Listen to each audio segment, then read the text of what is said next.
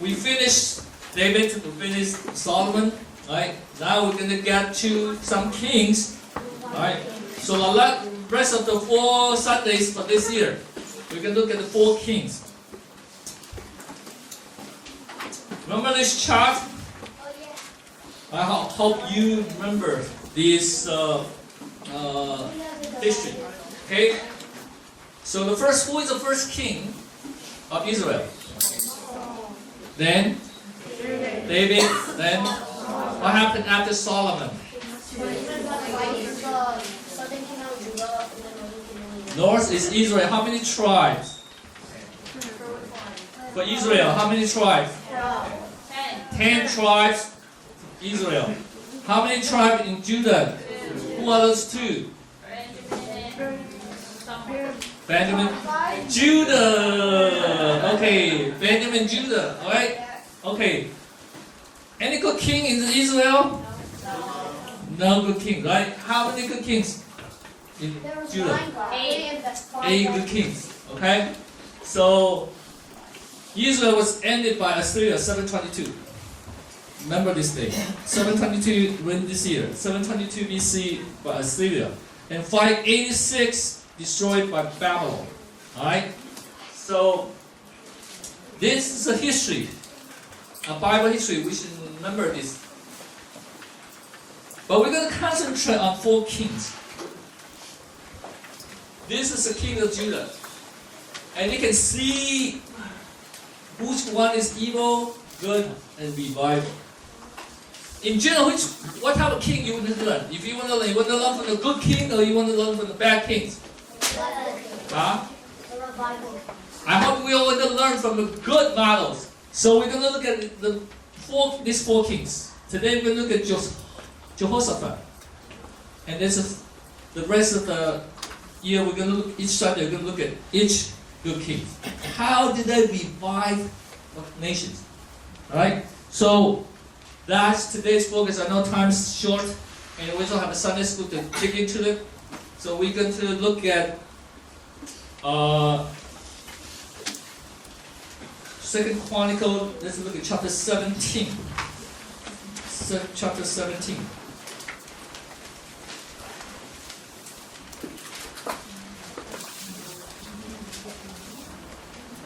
Second Chronicles chapter 17.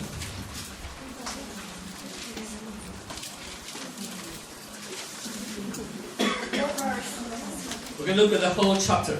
Alright? So open the Bible there, keep it there.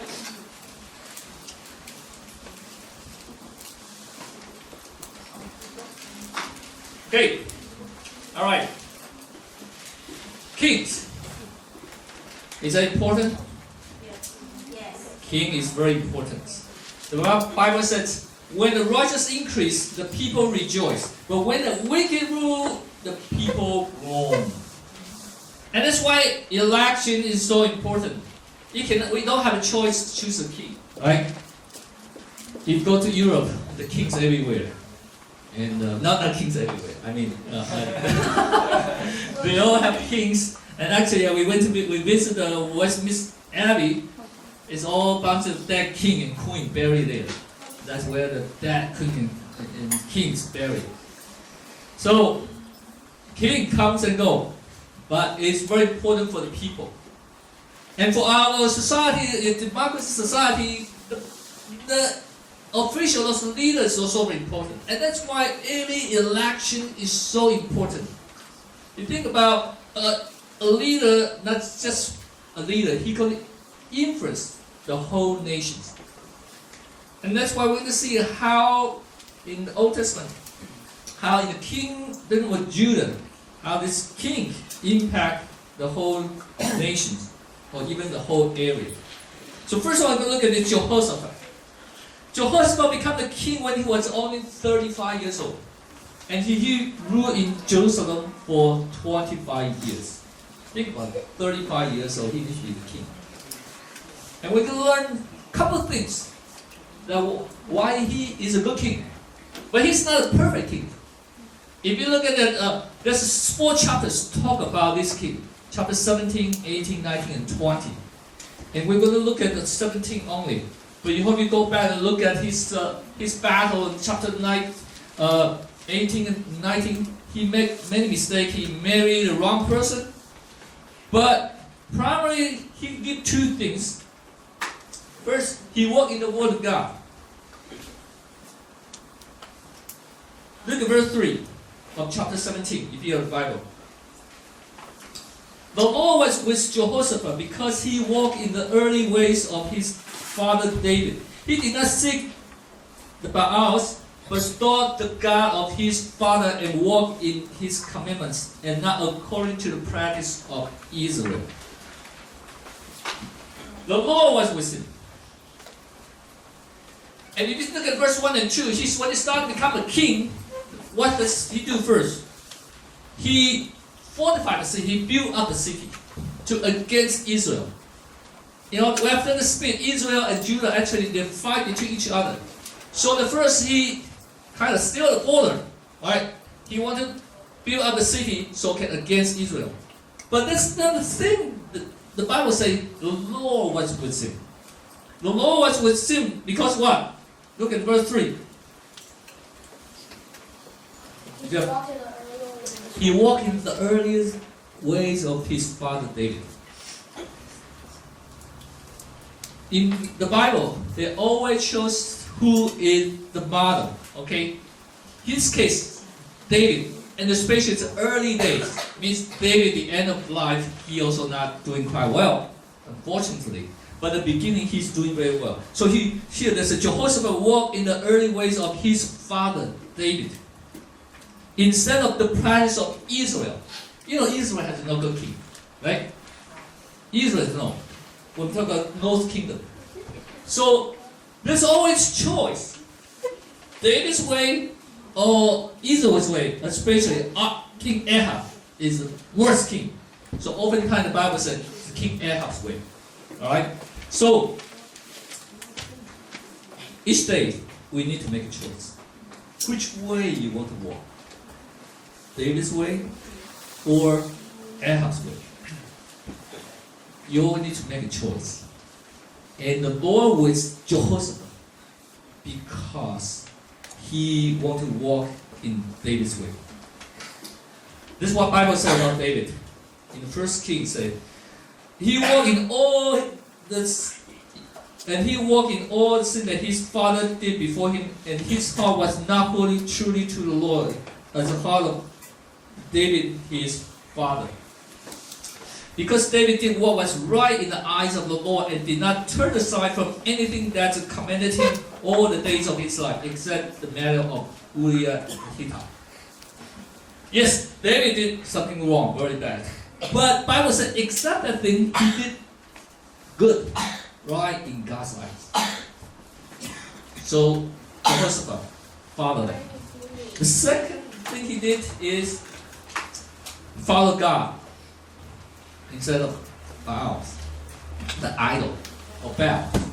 Okay, he did not sing the Baals, but he thought the God of his father. That's the God of Canaanites. Right? And actually, I saw that in the British Museum. Interesting. You can actually see it. This thing actually exists. It's not just the Bible make it up. When you go to the museum, you see all this actual figure. It's quite amazing. I mean, in America, this all we only like a couple hundred years old. Actually, our house here, the Grace Building, is quite old buildings. But there is all like 7th century, 17th century, 16th centuries. It's quite amazing. Or even like you go to the museum, you see this is a couple thousand years ago. Yes, the Bible is true because all this exists. This is the God. Back then, He controlled the birth, giving birth. The power, not only the plants, not only people, the plants, the crops, animals. Why? Because they depend on. So, Jehoshaphat also needs to make a choice. Which God he wants to follow? He seeks the God of his father. not other gods. And you see, this is a spiritual battle. We often talk about, especially in election time, there's all this policy, right? You look at the debate. Yesterday, just was a debate. Yes, it is very important. Economy policy, those whatever, immigration. No, yeah, that's all very important. We should care. But most important, as a Christian, we need to know that everything is some spiritual battle behind. And we need to know how to fight the right battle. For we do not wrestle against flesh and blood, but against the ruler, against the authority, against the cosmic power over his present darkness, against the spiritual forces of evil in heavenly places. Especially when you look at Europe, when you look at the Middle East, we see all this fighting going on. We need to remember this is spiritual battle. Ideology actually is ideology, right? And it's spiritual battle. Why this 15 years old boy will go in to blow up himself and kill so many people? And that's what you need to see the problem behind. It's spiritual warfare. And when we don't find the right weapon, then we cannot win this battle. The same thing happened in this country also.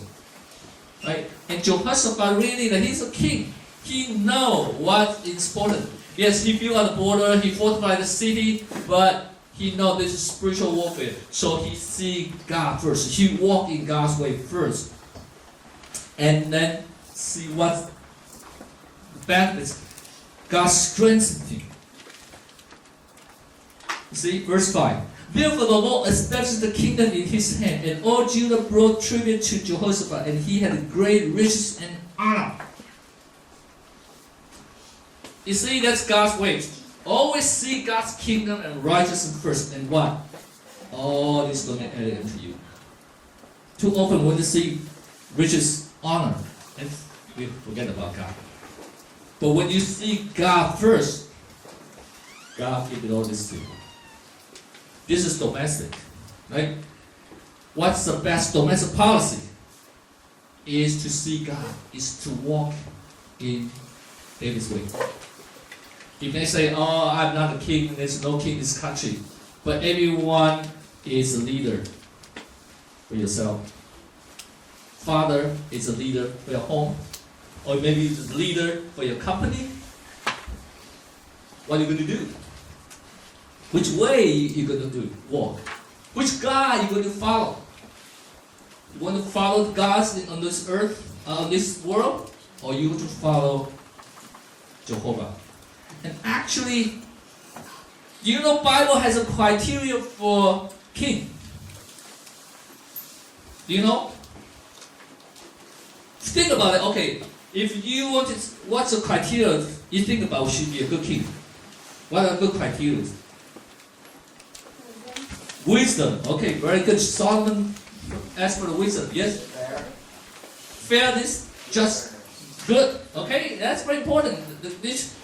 But in Deuteronomy, you're going to look at it in Sunday school. The Bible talk about what's the qualification for king. First, he said, you cannot have many horses. Second, he said, you can have many wives. Wow. Bible talk about that. But very interesting. Bible talk about if you want to be a king, you need to know how to write. You need to copy the law of God. You need to make a copy. And not only can you need to write it yourself. You need to copy the law and then approved by the priest. Means you cannot skip one chapter. I'm so tired. I'm just skip this. No, he got to copy it and approved by the priest. Then carry that with him, read it, and implement it. Wow, think about that. That's God's criteria for Israel's king. So that means God's word is so important. And that's why second thing Jehoshaphat does is he taught the word of God.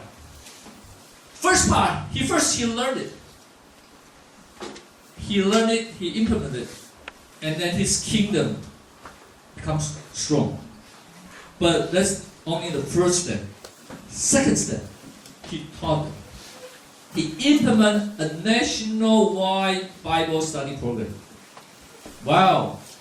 Think about it. If this candidate come out and say, hey, I have the policy for our country. What? Bible study. Whoa, who's going to vote for that? But that's King Jehoshaphat did. He what? He sent many people, go to every town, teach them, having the book of the law of the Lord, wisdom.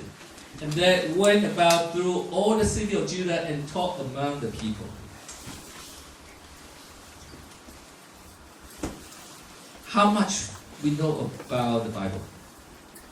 And actually, this is the focus I'm going to be today. It's called Biblical Illiteracy in U.S. at Crisis Point. You know, many people in America, they claim they are Christian, right? But yeah, they don't read the Bible. It's one professor from Biola University. He talked about this. It's a famine. And the Bible said in Amos, it said, "Behold, the days are coming, declare the Lord God, when I will send a famine on the land, not a famine of bread, nor a thirst for water, but of hearing the words of the Lord." The Bible talks about a famine is that you don't know the word of God. And that's what's happening in this country. Remember Jesus, he responds to the temptation. So man shall not live by bread alone, but by every word that comes from the mouth of God. And that's what's missing. This professor said, Christian used to be known as book of people of one book. They memorize, they meditate, talk about it, and taught it to others. We don't do that anymore. In a very real sense, we are starting ourselves to death. Isn't that happening? And this talk about Christian, not other people. Just give me some example. Do you know the first 5 books of New Testament? The first 5, the 4 Gospels? Matthew, Mark, Luke, John. Okay, all right. And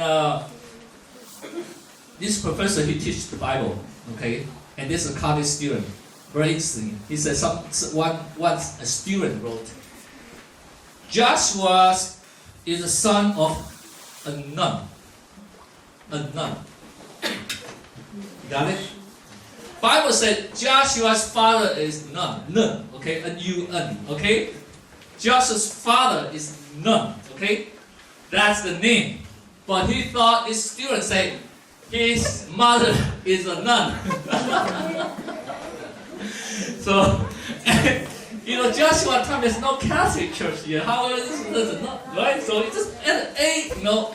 So you got it, all right?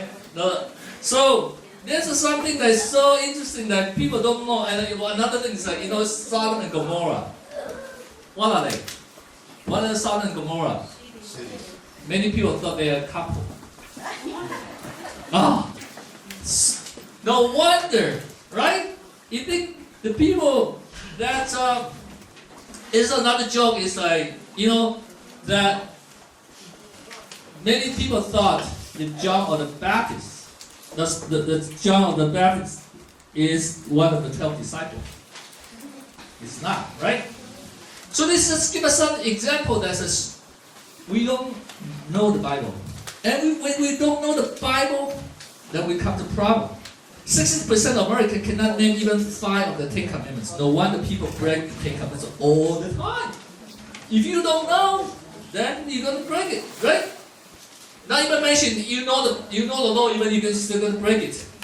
So this is the problem. This is the crisis we have. And what is the problem is how do we view the Bible? How do you view the Bible? Is the Bible is Word God or just a book? I think this is a problem. Too many people think this is just a book, and then you lost authority. When you think about this is the Word God, that carry the authority. So that's what we need to get back to it. And in the Sunday school, you're going to have a survey, right? I hope you'll fill it out, and the teacher bring it back to me. Because this week, I'm going to meet with a couple Christian organizations. I really want to find a way, thinking some way for the new year to come, that we're going to really can read Bible together. Not just Sunday, but each day. Alright? And we try many times, all this 1 year to read through the Bible. I think that's too ambitious for most of the people. Although if we can do it, great. And I tried on the Facebook. Not many people follow it, but I'm not going to give up. Okay? So I want to find out what you need. I want to meet with experts. And actually, this Christian organization, they also want to know more. A couple weeks ago, we also meeting with American Bible Society. They also want to get the input from the pastor, how they can encourage, help Christians to read the Bible more. Because within the day and age, this is different now, right? Everyone has cell phone, all this, too many distractions. So we cannot read. But if we don't read, we're gonna have big problem. And we will see the big problem. And that's why you see Jehoshaphat. He knows what's the solution. He first read the Bible himself. He set a good example that he teach. And this is very important for the good model for us to follow, especially for parents. You cannot just tell kids to read the Bible if we don't read it, right? And you don't walk. So hopefully that we can walk, we can read the Bible first, and then we can teach to our children. And I'm going to provide you the tool. We're going to do it all together, right? I think if we all do it together, that will be different. So that's something I'm planning to do in the new year, right? So when he did this, yeah, is the survey going to be anonymous? Yeah. I didn't put the name there. So write whatever you want, okay? I won't check the handwriting, okay? Okay, you can say whatever you want. And really, if you can more honest, we can be more helpful to that's my job. Okay? If I'm a salesperson, the Bible is the only thing I sell. Right? For being a pastor, I have nothing else to sell. Okay? So I want to really equip you, I want to help we read the Bible. Because you see, from King Jehoshaphat, just because he implemented the Bible, read the Bible, teach that, and the verse 10 said, and the fear of the Lord fell upon all the kingdoms of the land that were around Judah, and they made no war against Jehoshaphat. You want to have the best defense policy? Here, he did it. When he teach the law to the whole cities, and the fear of the Lord fell upon all the kingdoms of the land. Wow. Not only just Judah, all around the surrounding countries that felt that fear of the Lord, and then they make no war against Jehoshaphat. And that's what we see in Europe. Europe is running away from God, and that's why they're so vulnerable. They've lost their protection. It's very sad in Europe. All these tour sites is church. Actually, you gotta pay a lot to go inside to see the church. But people don't go to church anymore. In British, only last 10% Christian. The majority only less than 10%. And that's why we see they are so vulnerable. They open up the terrorists come in. But if we read the Bible, we teach the Bible, we walk in the law, that God will take care of the nations. We need to pray for our country also. And that's why we need to follow Jehoshaphat, to read it and teach it. And I want to share this at the end, this story. Who rebuilt the Western civilizations? For those of you who know the history, when did the Roman Empire fail? When did the Roman Empire got destroyed?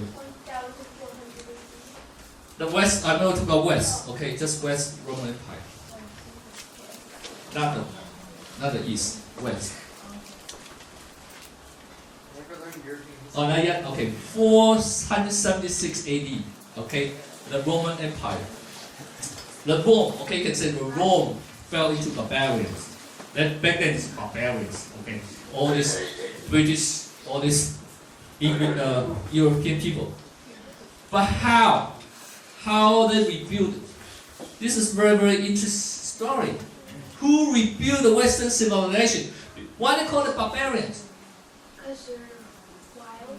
Yeah, because they don't read. They're wild. This is crazy people. Their language, they don't. The Roman people, they don't know the blah blah blah blah blah blah, and that's why they call barbarian. Right? Yeah. But what happened?